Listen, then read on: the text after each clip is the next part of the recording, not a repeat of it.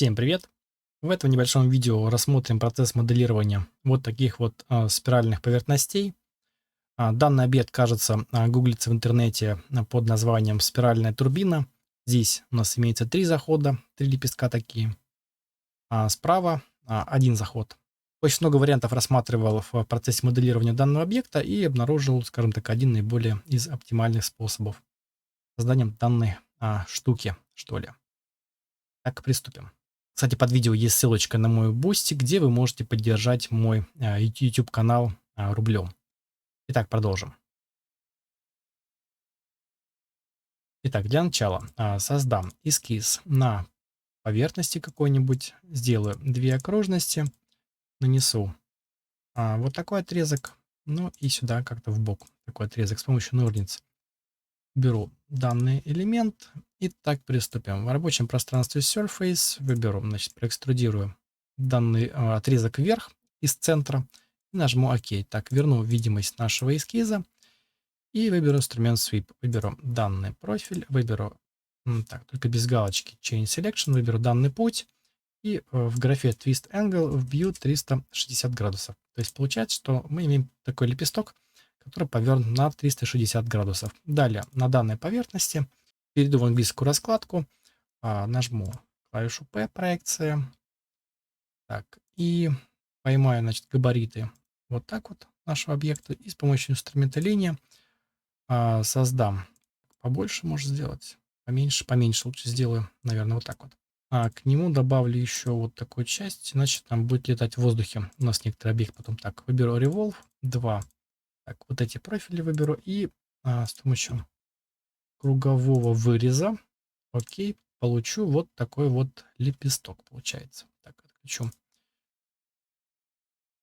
вот этот объект и с помощью инструмента Rolled из рабочего пространства, в принципе, так, выберу Direction.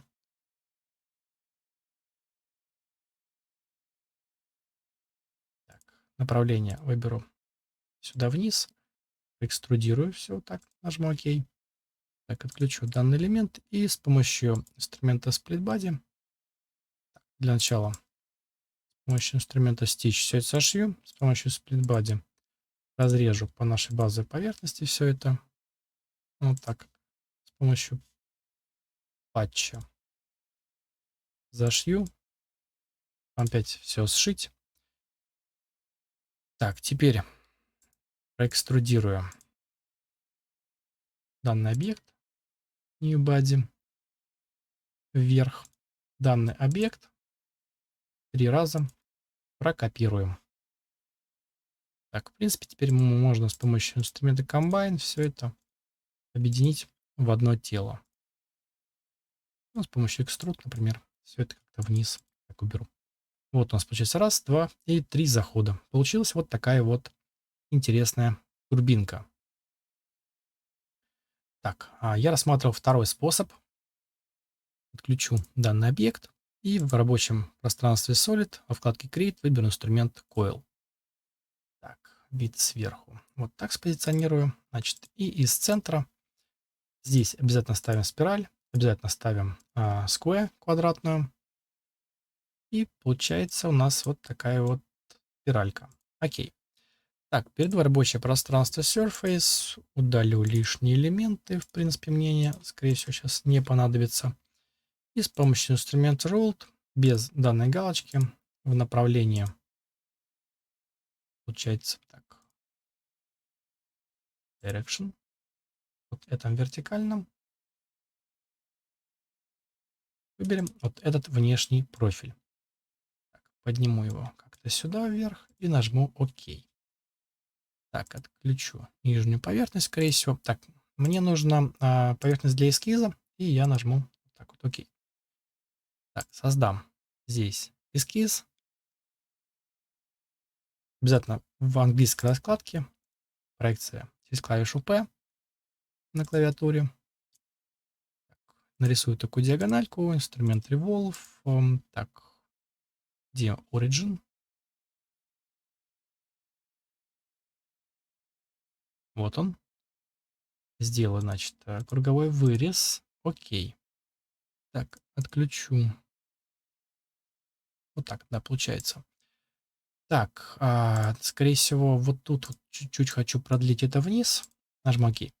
Итак, я пробовал много вариантов и делал свип по траектории в данном направлении, но там получались некоторые самопересечения и вообще, в принципе, выдавалась ошибка. И я нашел один такой вот способ. Итак, с помощью инструмента Thicken можно задать утолщение. Так, внутрь не буду делать, потому что это будет ошибка. В прошлый раз у меня компьютер вообще Fusion вылетел на этом.